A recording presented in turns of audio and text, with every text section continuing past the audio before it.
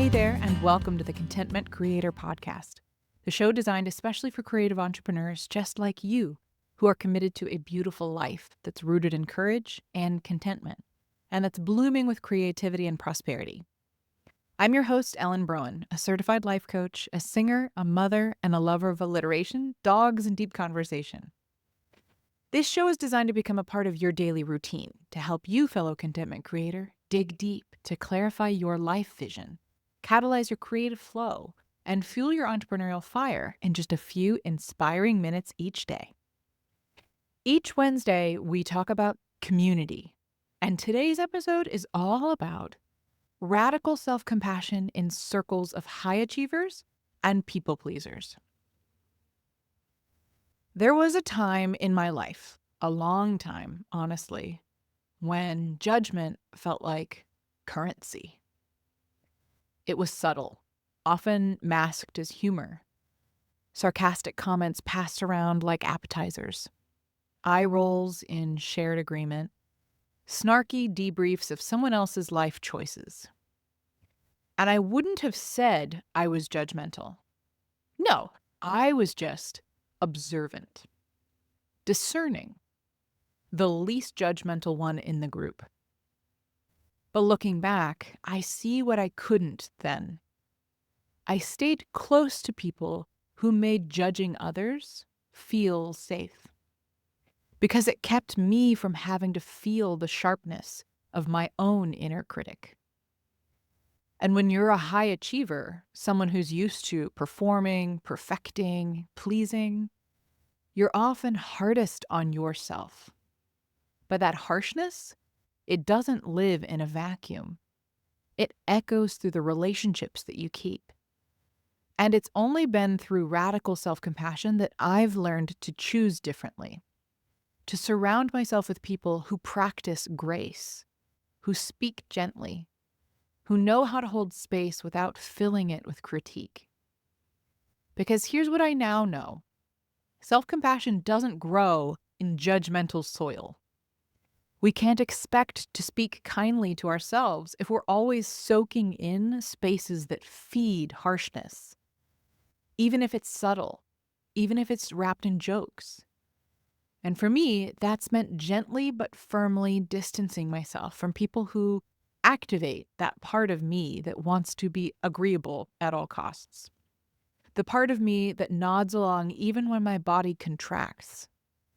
The part of me that knows better and stays quiet anyway. As a recovering people pleaser, those environments are dangerous, not because the people are bad, but because I lose access to the voice I've worked so hard to hear clearly. My voice, the one that knows what's true and good and whole. So if you're doing this work of softening your inner critic, of speaking to yourself like someone worth loving, I want you to look at your community too. Because self-compassion isn't just an internal practice. It's relational. It's who we allow to speak into our lives. It's the environments we choose. It's the group texts that we quietly mute. It's the moments we say, hey, I don't really want to talk about her like that. Radical self-compassion means choosing to be a different kind of presence in the world. One that interrupts gossip with empathy. One that trades performance with authenticity. One that speaks gently to self and others, not because we're fragile, but because we're finally learning how to be free. It also means becoming the kind of person you needed when you were hard on yourself. The kind who doesn't flinch at imperfection. The kind who can hold complexity. The kind who says, of course it's hard, and you're still worthy. That's who I want in my circle, and that's who I want to be in yours. And the more we model that compassion, the more we make it normal, the more likely it is that others will rise to meet it. Not because we demanded it, but because we practiced it. So if you're healing your inner voice right now, don't just look inward. Look around. Ask yourself, does this space bring out my compassion or my criticism? Do I leave these conversations feeling more grounded or more guarded? You deserve to be surrounded by people who love out loud, who give grace without disclaimers, who don't make you choose between belonging and being kind.